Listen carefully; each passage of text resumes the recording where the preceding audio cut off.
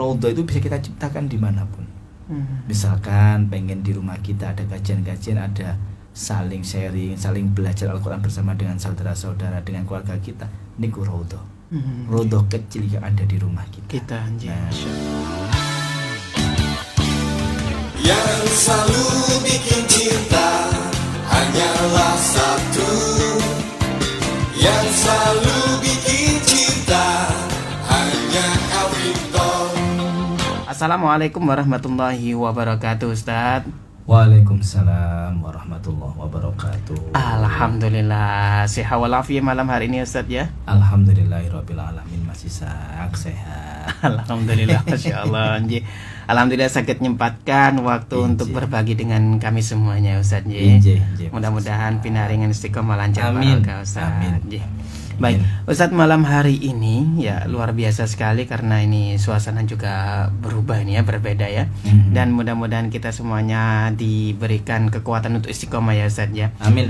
Malam hari ini topik yang akan kita bahas tentang napa niki, Ustadz, judulnya? Tentang al-ilmu nurun, cahaya ilmu. Al-ilmu nurun ini, Masya Allah. Baik dulur Al-Victor, mari kita simak kajian malam hari ini bersama guru kita Bapak Ustadz Haji Ali Hasan SPDI. Baik, Ustadz, monggo disilahkan. Assalamualaikum warahmatullahi wabarakatuh. Waalaikumsalam warahmatullahi wabarakatuh. Bismillahirrahmanirrahim. Alhamdulillahirabbil alamin. Wabihi nasta'in ala umurid dunya waddin. Wassalatu wassalamu ala sayyidina Muhammadin wa ala alihi wa ashabihi ajma'in. Amma ba'du. Ingkang kaula hormati para alim, para ulama, para sepuh, tokoh masyarakat.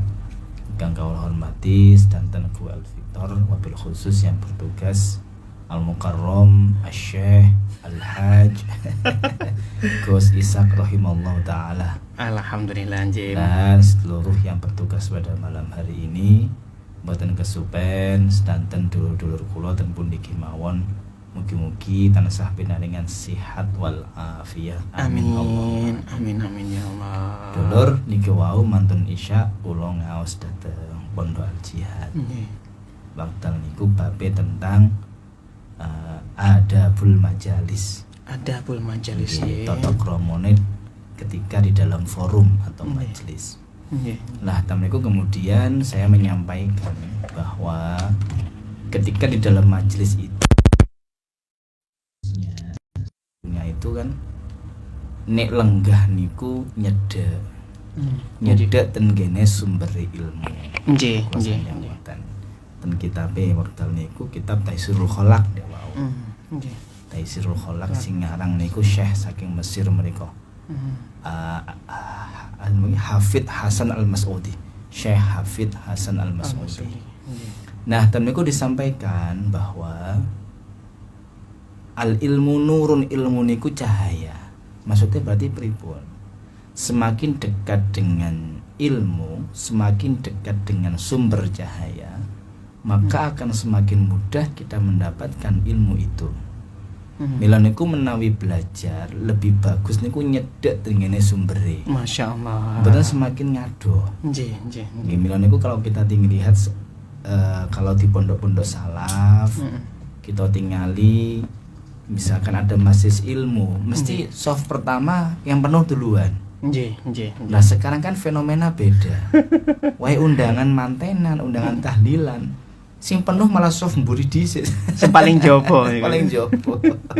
Ini kan bertolak belakang. Ya Allah, Masya Allah. Loh, apakah berbeda dengan lafaz atau dalil Al-Qur'an? Kan wonten Allahu nurus samawati wal ard.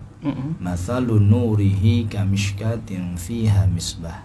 Al-misbahu fi zujajah.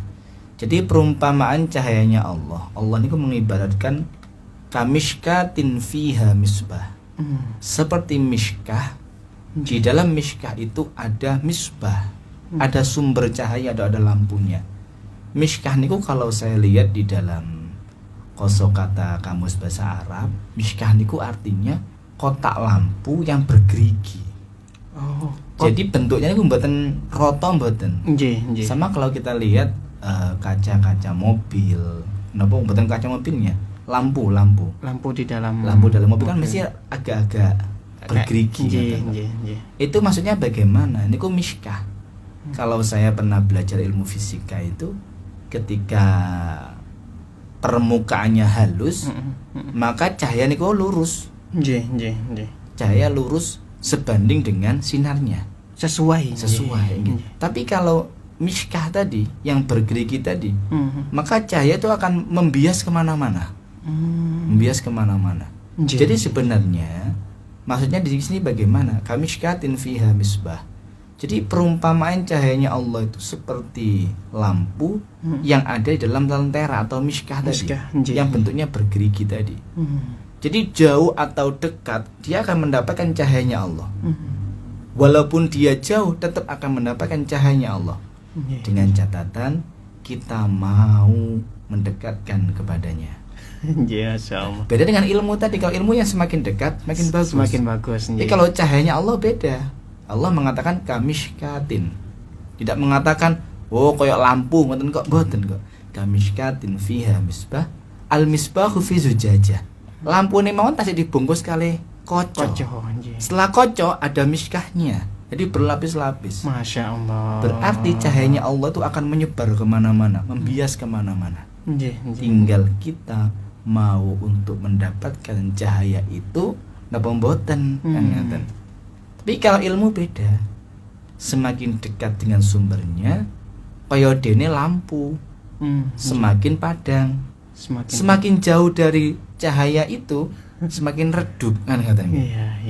Beda dengan miskah tadi, beda. Mila niku kita kalau tentang ilmu ya berarti ten majelis niku ojo ado-ado kali gurune. Ojo ado-ado kali sumbere. Nggih. Nek ten kene raudhah sampai dikatakan hadhihi raudhatun min riyadil jinan. Ini adalah taman surga. Ngaten nggih. Raudhah. Taman surga dari taman-taman yang ada di surga. Jadi tamane kuatah, tapi sing raudhah setunggal. Loh, mengapa di Madinah atau di Masjid Nabawi itu ada raudhah? Dinamakan raudhah. Raudhah itu ternyata Mas Ishak antara dalamnya Kanjeng Nabi dengan sampai pengimamannya Kanjeng Nabi atau mimbarnya Kanjeng Nabi. Ini dinamakan dengan raudhah, ada batasnya. Bukan seluruh masjid raudhah, bukan. Nah, mengapa? Ternyata dari antara dalamnya Kanjeng Nabi dengan mimbar tadi itu sering dipakai oleh Rasulullah majelis taklim di situ. Kajian-kajian, majelis taklim. Bahkan para sahabat-sahabat yang mondok, ada Salman Al-Farisi, ada Bilal bin Rabah. Bilal bin Rabah bukan dari Arab. Bukan dari Madinah. Oh, itu mondok itu ya Ustaz. Mondok. Ya manggone temeriku. Dadi mbene sama pondokan maksudnya. Sudah di awal ya. Salman Al-Farisi dari Persia. Tempatnya di situ. Sampai Bilal itu kalau tidur itu di tempat lewatnya Kanjeng Nabi. Jadi kalau Kanjeng Nabi masuk masjid, Bilal mesti bangun. Insyaallah. Kanjeng Nabi wis nang masjid rek, langsung tangi. Sampai segitunya dulu. Terus saiki kok malah ono arek mondok gak oleh kan. Ngenes katanya dia. Jadi itu dari dulu sudah ada pondokan. Ya walaupun tetap ada asramanya. Tapi para sahabat yang mukim di situ mereka tetap senang untuk tidur-tiduran di masjid sampai nunggu Kanjeng Nabi rawuh. Nunggu Kanjeng Nabi habis sholat ke sholat berikutnya, misalkan zuhur sampai asar mereka mboten pulang, nunggu sholatnya atau sholat sunnah atau belajar di situ sampai Kanjeng Nabi sholat asar di situ. Sehingga Rasulullah mengatakan hadhihi raudhah, niki adalah taman surga. Jadi taman surga itu yang bagian bukan yang tempat sholatnya mboten, tetapi di situ penuh dengan kajian-kajian, ada majelis taklimnya, ada tempat-tempat ilmunya di situ. Jadi sebenarnya raudhah itu bisa kita ciptakan dimanapun. Misalkan pengen di rumah kita ada kajian-kajian, ada saling sharing, saling belajar Al-Quran bersama dengan saudara-saudara, dengan keluarga kita, niku raudhah. Raudhah kecil yang ada di rumah kita. Masya Allah. Misalkan ten sekolahan, ten madrasah, ten pondok pesantren, itu adalah raudhah. Raudhah kecil yang ada di pesantren kita. Ngene kok dijalane kula Mas Isa. Bid'ah iki. Aduh, Ya, soro lanjut. astagfirullah. Soro pren Iya. Nah, ini hanya istilah saja. Intinya apa di situ? Bukan kualitas ibadahnya, bukan kuantitas ibadahnya. Namun yang tak kalah pentingnya adalah ilmu yang ada di situ. Okay. Jadi kalau kemudian hanya ibadah mawon tanpa didasari ilmu, maka kualitasnya kan berkurang. Makanya di situ juga ada kajian-kajian dalam majelis ilmunya. Supaya apa? Setiap apapun keagamaan, setiap apapun kondisinya diilmoni. Bahasanya ngoten. Makanya diciptakanlah raudhah di situ. Nah, ini kajian yang apa nggih bagi saya kok nggih bagus lah. Artinya al ilmu nurun tadi, ilmu itu cahaya. Mila niku menawi putra-putri kita atau kerabat kita nek golek ilmu ya lebih bagus nyedek dengan kiainya. Nyedek. Para sahabat ngoten nyedek dengan Nabi Muhammad. Kanjeng Nabi Sampai ada yang tidur di sebelahnya. Ada yang tidur itu enggak pengen jauh dari kamar atau dalamnya Rasulullah. Sampai seperti itu. Nah, kadang kita enggak, kalau Pak Yai salaman aja jarang. Ketemu malah melayu. Wah, Pak Yai ngaji gak medun. Nah, ini yang paling susah. Boten ngoten. Ngono arep golek barokah, golek ilmune, ayo tambah ado. Masyaallah. Jadi kalau dengan guru bagaimana adabnya, termasuk dengan orang yang berilmu bagaimana adabnya, ini yang perlu ditata. Semoga kita semuanya, putra-putri kita selalu mendapatkan ilmu yang manfaat, ilmu yang barokah. Amin ya rabbal alamin. Masya Allah. Ustadz, ini ada beberapa pertanyaan.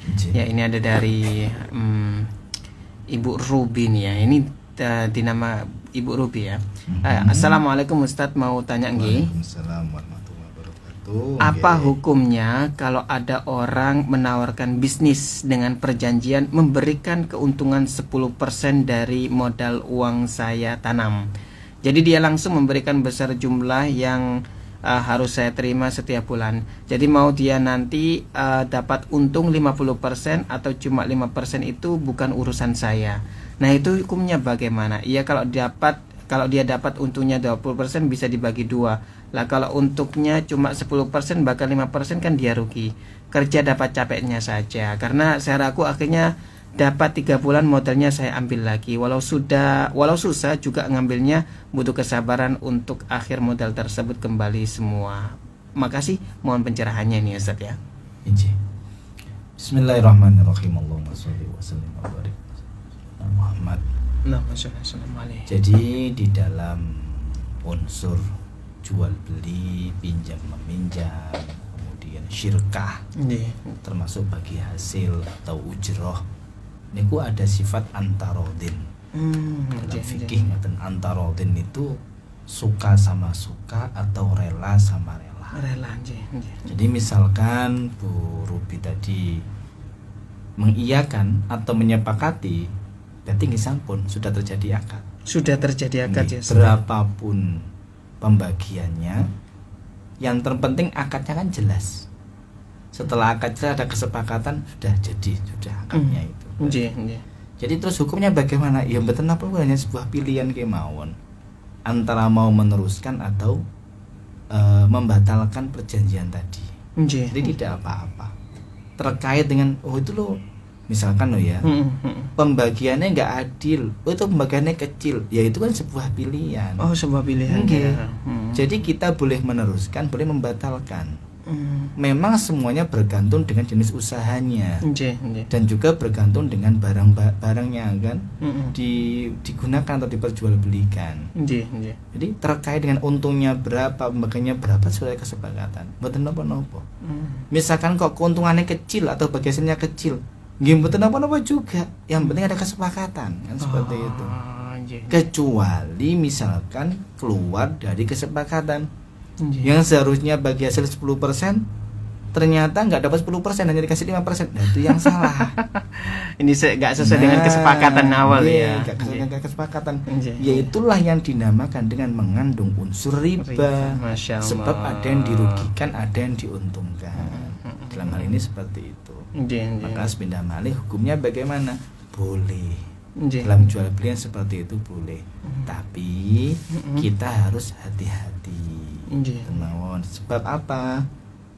Jenenge trading. Apa nggih? Jual beli saham, jual beli, wis macam-macam seperti itu.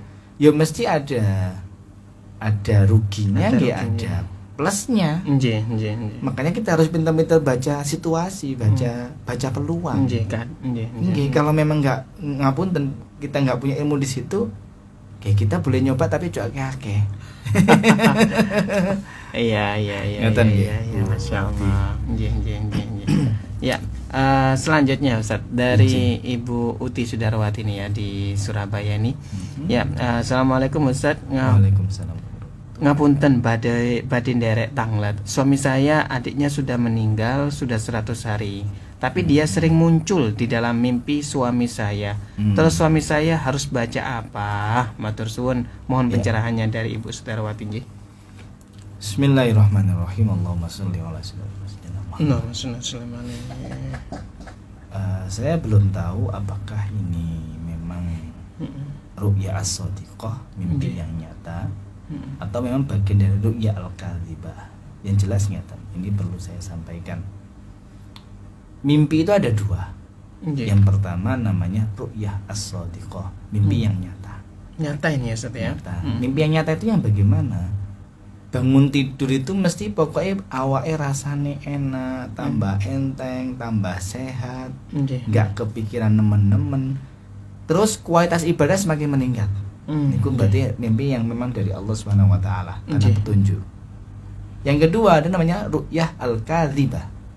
Mimpi yang karena dibuat. Maksudnya dibuat bagaimana? Disetting oleh akal kita. Ini bisa ternyata. Oh bisa ya Ustaz ya, mimpi disetting dari akal kita. Dengan akal kita. Itu ada 3. Yang pertama, ini tadi pagi saya ngaji di Masjid At-Taqwa Jember. Habis subuh yang ngajinya ini. Ru'yatun shadiqah itu tadi ya. Tentang mimpi-mimpi. Tapi saya sendiri gak ngerti, bukan ahli takwil mimpi. Kayak saya teorinya aja secara umum. Ru'yah al-kadzibah ada 3. Yang pertama, ru'yah al-mutaqaddimah.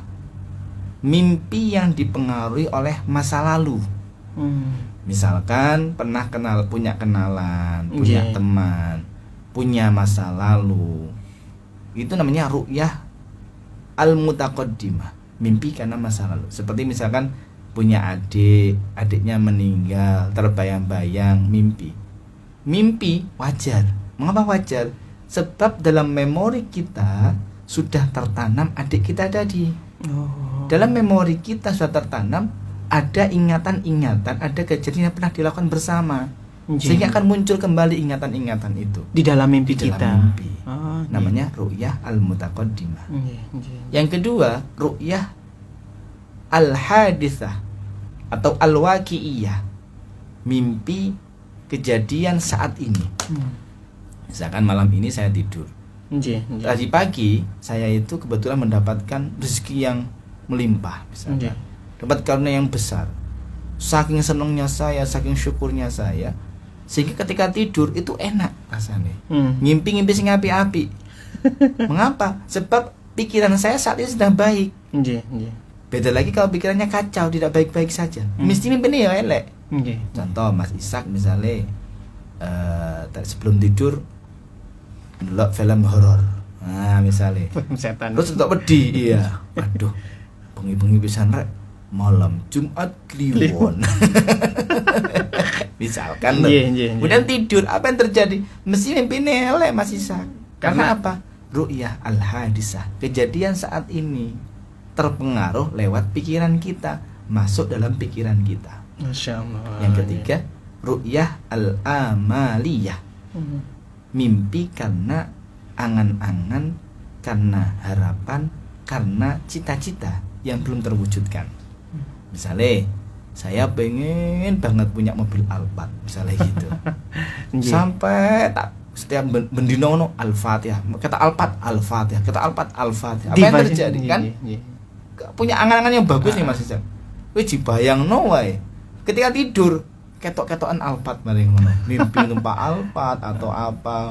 Ngetusi Alphard. Ngetusi Al-Fatihah. Ya jelas. Nggih. Sebab dalam akal kita itu punya harapan yang besar, punya cita-cita yang besar, apalagi diulang-ulang. Nggih. Jadi saya belum tahu apakah ini memang petunjuk dari Allah atau bisa juga karena memang akal kita yang sudah tertanam oleh kejadian-kejadian yang lalu itu. Masyaallah. Nggih. Nek jare wong Jawa malah beda meneh. Napa niku, Ustaz? Orang Jawa kan caranya gini. Ada namanya dulur papat, Pancer. limo pancer. Ya. Nah, orang mana sih ngomong ari-ari nih, katanya gitu. Sehingga kalau misalkan Saudara ini. mimpi ketemu iku dulure ngono sih. Nggih, terlepas dari itu, misalkan, kemudian bagaimana apa yang harus kita lakukan? Langsung kirimi Fatihah. Dibacakan Al-Fatihah, Ustaz. Oke, jadi misalkan bangun tidur langsung mugi-mugi adikku neng kono tambah enak Al-Fatihah. Cukup Fatihah. Saya tambahkan ayat ini, surat ini, tambah bagus. Tambah bagus. Mungkin doa-doa kita kurang. Oh, mungkin di sana sangune kurang. Maka tidak ada salahnya kalau kemudian kita bantu dengan Fatihah. Pokoknya sailingi Fatihah, eling Fatihah. Syukur-syukur setelah habis sholat kita mendoakan ahli kubur kita semua. Setiap habis sholat, lebih-lebih orang tua sama anak-anak kita, langsung Fatihah. Mungkin dengan doa-doa kita yang bisa menghantarkan dalam kebaikan-kebaikannya. Masya Allah. Baik. Selanjutnya ya Ustadz ya. Ini dari hamba Allah, ini ditulis hamba Allah. Ya, Assalamualaikum Ustadz Mas Ishak. Ya, hamba Allah di Pandaan. Mohon tanya, jika ada seorang istri yang taat, patuh, suka berpuasa, suka bersodakoh ini ya, tapi terjerumus dengan zina ini, nopo auranya masih terpancar dan pahalanya dari semuanya akan hilang atau bagaimana? Matur suwun wassalam. Nggih. Bismillahirrahmanirrahim. Allahumma sholli wa sallim wa barik ala sayyidina Muhammad. Na'udzubillahi min dzalik. Jadi kalau dalam hadis itu dosanya orang yang zina itu 40 tahun tidak diterima oleh Allah amal kebaikannya. Selama tidak bertaubat dan masih kan diterima. Makanya kuwareng banget iki. Lebih baik nih misalnya zina langsung segera bertaubat. Taubatnya taubat nasuha, gak ngulangi maneh, sadar, bener berinsaf, gak ngelakoni lagi dan menyertai dengan kebaikan-kebaikan. Itu namanya taubat nasuha. Nek gak gitu, ya nek dalam hadis 40 tahun tidak diterima. Tapi wa'alam loh ya, saya tidak tahu karena memang hak prerogatifnya Allah antara menerima atau tidak. Saya tidak bisa mengecap ini gak sah, ini sah, tidak bisa. Memang secara syariatnya itu tadi 40 tahun tidak diterima. Tapi taat ahli ibadah, ya ngapunten, biasanya justru orang ahli ibadah itu semakin takut kalau melakukan kemaksiatan. Semakin kualitas ibadahnya semakin bagus, semakin takut melakukan keburukan. Saya sampaikan gini, ketika kita sudah melakukan ibadah kepada Allah, Allah itu akan memberikan dua hal. Yang pertama namanya makbul, yang kedua namanya mabrur. Yang pertama makbul, artinya dari kata qabala yuqabilu, diterima. Pokok apapun ibadahnya syarat rukun terpenuhi, diterima. Puasa, pokoknya niat gak maam apa-apa mulai dari sebelum subuh atau adzan subuh sampai adzan maghrib. Itu pasti diterima oleh Allah. Dia tidak melakukan yang membatalkan puasa macam-macam, pasti diterima. Sholat gak macam-macam, pokoknya takbiratul ihram sampai salam dengan gerakan atau urutan-urutan rukun tertentu langsung diterima. Walaupun sholatnya gak eling Gusti Allah belas gitu. Diterima. Makbul namanya. Namun yang paling sulit adalah menjaga mabrurnya ibadah kita. Ini yang paling angel. Jadi nek golek makbulnya gampang. Golek mabrurnya ibadah niki sing paling angel. Harapannya berarti orang semakin ibadah kualitas ibadah semakin bagus, mabrurnya juga semakin bagus. Harapannya gitu. Tapi kenyataannya ngapunten, kuatah banget.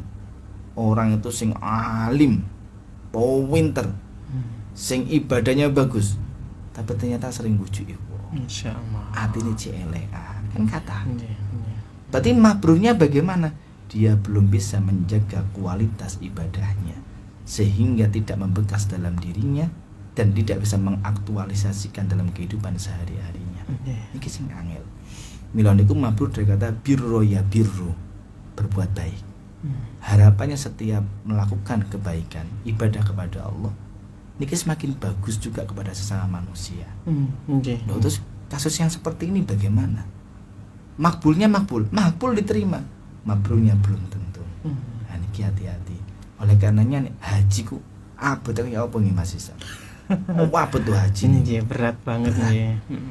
Akhirnya Rasulullah sampai bersabda, Al-hajjul mabrur laisa lahul jaza illal jannah.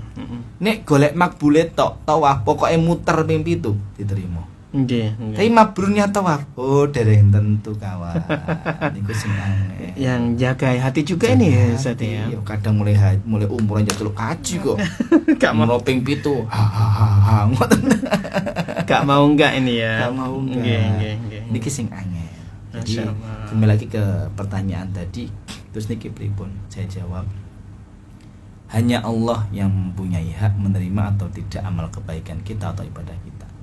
Namun yang jelas secara syariatnya 40 tahun tidak diterima kalau kita tidak bertaubat kepada Allah. Insyaallah. Berarti saran saya segera bertaubat. Ini nek zina loh, nek lalu sudah melakukan hubungan intim ya. Intim, tapi nek sekedar ngapunten pacaran, misalnya ngoten selingkuh, berarti kan dereng melakukan hubungan badan. Ya niku dosane beda. Beda lagi ya. Beda.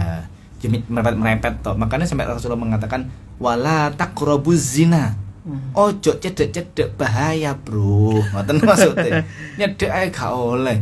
Ngeten iki sing nom-noman malah protes Mas Isak. Nggih. Sing golek kan nyedek Ustaz. Berarti lakoni gak apa-apa. Lah tambah salah ini Ustaz ya. Salah. Masyaallah.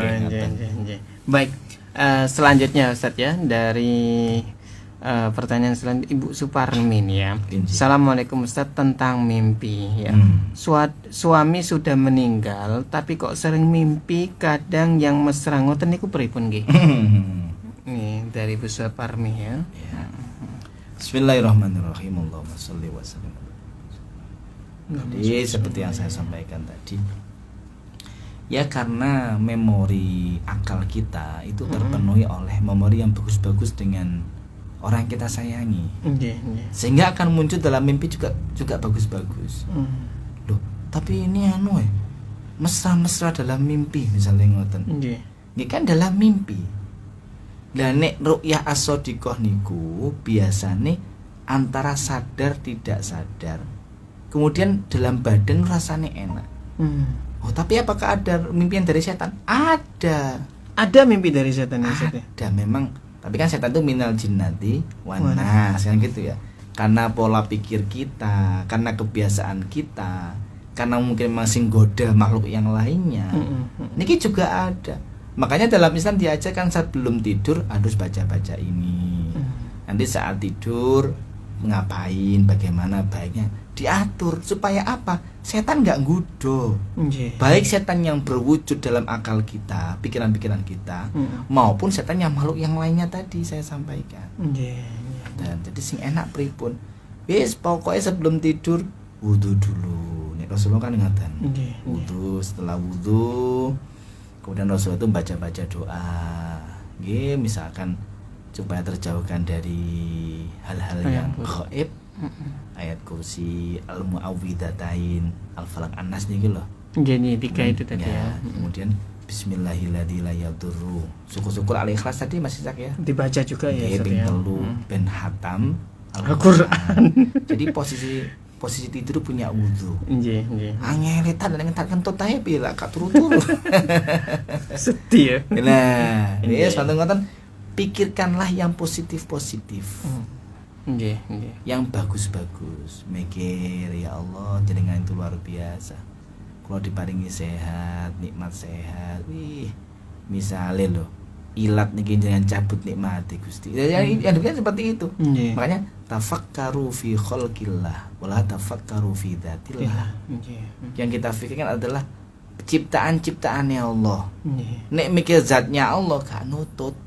Stres tambahan manten-manten. Nek mikir ciptaannya Allah yang ada dalam diri kita atau yang ada di sekitar kita, yang muncul adalah sifat syukur akhirnya. Masya Allah. Tambah syukur, tambah cedek dan Gusti Allah. Baik. Baik, terakhir ini Ustaz ya. Ini ada dari hamba Allah di Surabaya nih Ustaz ya. Ya, assalamualaikum Pak Ustadz, selamat malam. Mudah-mudahan semuanya diberikan panjang umur, sehat walafiat. Mau bertanya Ustadz mengenai tadi juga yang disampaikan, bagaimana kalau kita menikmati hidup dengan rasa syukur yang penuh, dengan rasa puji kepada Allah yang penuh, tetapi dalam perjalanan kehidupan kita di tengah-tengah banyak yang mengganggu, kadang lupa terhadap rasa syukur kita. Nah, itu bagaimana Ustadz? Mohon solusinya, terima kasih. Bismillahirrahmanirrahim. Allahumma sholli. Ya, jenenge hidup ya Ustaz ya. Hati masih hatiku mesti molak-malik. Astagfirullahaladzim. Hatiku mesti molak-malik, tergantung kondisi yang ada. Tergantung kita sendiri posisinya enak napa mboten. Makanya sampai dikatakan ya muqallibal qulub sabit qalbi ala dinik. Hatiku molak-malik. Kadang di atas, kadang di bawah, kadang iling, kadang itu sudah wajar, sudah dari sononya. Nah kemudian kita itu sudah syukur suatu saat tertimpa sesuatu musibah atau yang gak mengenakan, sehingga rasa syukur kita itu berkurang. Terus ngeten iki pripun? Wajar, kan wajar. Justru sing apik niku, sing bagus niku, syukur di saat kita itu terdesak niku tambah wangil. Syukur di saat terdesak itu terus pundi Ustaz? Contohnya contoh. Ada orang jualan. Dorong laku blas sampai sore. Dolan pentol misalnya ngoten. Pentolnya gak payu-payu. Ditaksir ngoten wah rugi tok pokoke. Modalnya mboten balik. Asih tangleti. Karena Pak rame dagangane. Dia bilang alhamdulillah. Nggih tasik kata. Tapi kan alhamdulillah dhisik. Iki lho sing angel Mas Isa. Masyaallah. Wah, angel. Kalau yang bomboan kok saged ngoten niki. Iki tambah alhamdulillah tasik kata. Tapi kan tasik kata nang mburi. Alhamdulillah dhisik niku lho. Sing syukur di saat kepepet nggih seperti itu. Ya Allah. Sing ora kan langsung sambat biasanya. Ya napa? Sampun telas. Apane? Durung payu ngene kok lho. Astagfirullah. Sama seperti gini. Dalam hadis niku ada arba'atun hasanatun wa arba'atun minha ahsan. Ada 4 hal yang bagus dan ada 4 hal yang jauh lebih bagus di dalamnya. Di antaranya adalah misalkan al-judu indal ghina hasanun. Dermawan itu kalau dalam kondisi kita kaya itu biasa, bagus bukan dermawan. Wa indal fuqara'i ahsanun. Tapi nek dermawan dalam posisi kita itu gak punya, itu jauh lebih bagus. Makanya saya syukur dalam kita kondisi diberikan kenikmatan oleh orang yang banyak, itu bagus. Tapi kalau syukur itu disampaikan dalam kondisi tak kepepet, itu jauh lebih bagus. Masya Allah. Jauh lebih bagus. Jenenge ati. Berarti ayo podo belajar bareng. Kula nggih belajar, panjenengan semuanya nggih belajar. Ngeten gak dipelajari angel. Gak dibiasakan ku angel Mas Isa. Nggih. Angel pol. Ini setiap hari ya kelas kita ini belajar hati, mengelola hati begitu ya Ustaz. Oh iya. Wes angel hatiku wes. Ya pada copot ya hati. Masya Allah. Lanjut jenenge. Ya, dorong mana kena penyakit hati bisa. Aduh, tambah. Sing enek ngersulo, sambat, sedih, galau tingkat dewa, macam-macam. Susah ya sebenarnya Ustaz untuk kita selalu istiqomah dalam ketaatan untuk mengatur hati kita itu ya. Betul. mudah dilafalkan, sulit dipraktekkan. Makanya saya mengalaminya juga, makanya saya bisa mengatakan itu. Jadi hal yang wajar sebenarnya ketika orang itu mungkin lupa bersyukur. Mungkin saat kita dalam kondisi terpuruk kemudian syukur kita buruk, itu hal yang wajar. Bukan kemudian kita ngapunten nggak bersyukur sama sekali, bukan. Karena memang posisi yang tidak memungkinkan. Makanya ini perlu dilatih, perlu dibiasakan. Nek gak gitu tambah angel akhirnya. Masya Allah. Tambah angel. Jadi jadi resepnya bagaimana? Perlu dibiasakan kemauan. Diolah terus, sama seperti orang menabung. Kalau sudah dia terbiasa menabung, dalam kondisi sempit pun tetap nabung, walaupun nominalnya kecil. Tapi kan angel Mas Isak. Angel. Sing ngono malah sambat. Yuk, niki wayahe nabung. Nabung kene kalau duit nah. Malah pengen tak cukup kok duitku lho. Iku memang angel. Makanya ya Allah, ngeten-ngeten niki kadang doa-doa kita itu, doa saya pribadi juga, mugi-mugi saya itu bisa mempraktekkan. Gak minta ngomong tok ae ya Allah, wedi kula ngoten niku kadang. Kaya ahli. Padahal iki padha-padha belajar. Mung posisi saat ini saya di depan ngoten mawon. Asline nggih padha-padha. Mila niku ayo belajar bareng. Baik, baik Ustadz, ini karena juga waktu kita juga terbatas ini Ustadz ya. Mungkin kita bisa tutup dengan doa nih Ustadz, monggo silakan.